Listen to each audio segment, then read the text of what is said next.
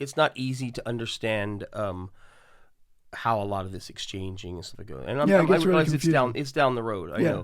know. When you talk about curation again, I was wondering. There's even like Binance Dex, Yep. right? So Yeah. that's a curation system, right? It is a curation That's basically system. figuring out which one they want to then put on their main exchange, Correct. right? And it's not just about votes. It's not just about what people you have, but it is. I mean, it's a true curation of people that own it, then establish it. And if you trip up on anything along the way, you can get kicked out.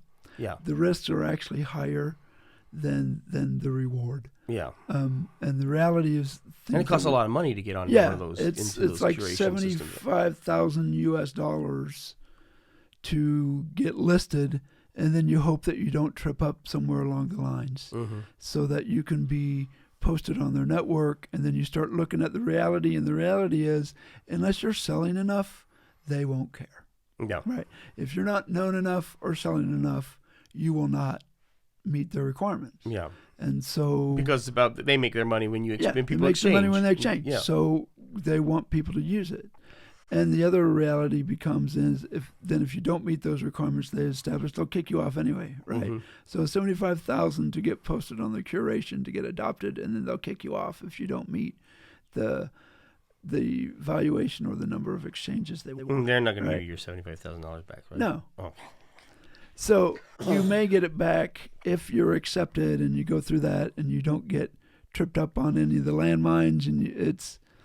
And the reality is you got to go build the community and you got to go build the network.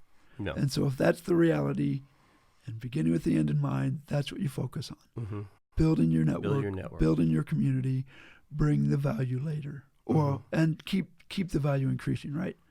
And so we're building the value as we go. Okay.